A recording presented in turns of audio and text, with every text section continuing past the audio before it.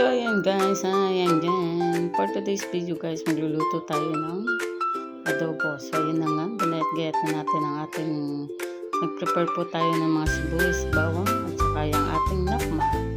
So, ayan nga guys, nahugasan ko na dyan ang ating manok at ngayon na tayo ay magkagayat ng sibuyas at bawang. Ayan, ating balat-balatan muna yan kasi masama kapag may balat pa ang ating sibuyas. Tunay lang natin mag-voice over kung maganda nga ba ang ating boses at hindi tayo boses bakla. So yun nga guys, hiwa-hiwain muna natin, ay balat-balatan muna natin. Ayan, so ano pa guys, ayan, tamang tingin sa video.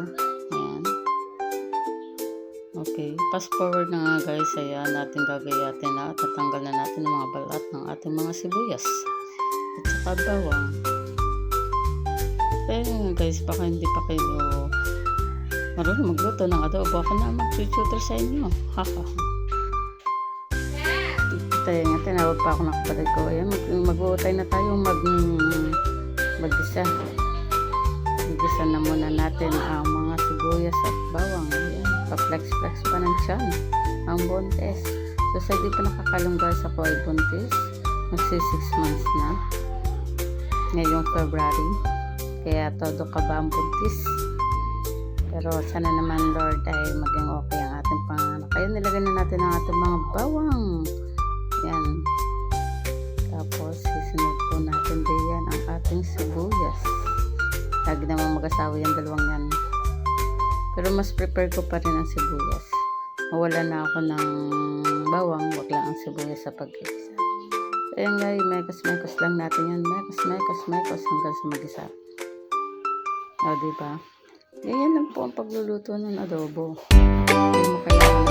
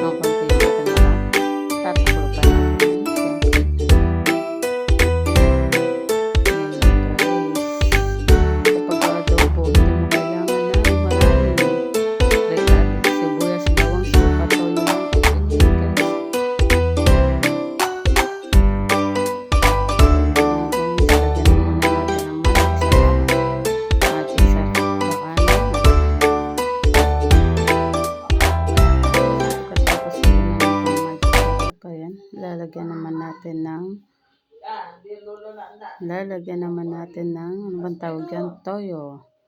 Sa mga misis na may toyo dyan, ayan, toyo. Tapos isunod naman natin dyan guys ang suka. Para sa may mga maasim na kilikili, suka lang ang katapat. Ayan, huwag muna natin haluin yan guys, takpan muna natin. Nakalimutan ko maglagay muna tayo ng tubig na wasa. Ayan, lagyan natin, inumin pa natin ang tira. So yun guys, tatakluban lang natin yan ng mga ilang minuto.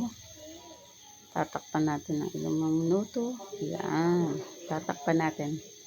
So yun guys, habang tayo ay nagluluto ng nokma, tayo ay magsasaing naman. Ayan lang guys, double-double.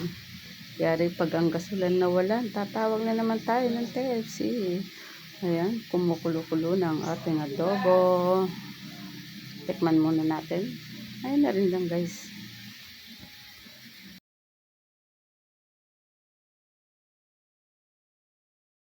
Naisipan ko na rin maglagay ng oyster sauce para medyo malasa-lasa at masarap-sarap naman ang ating adobo.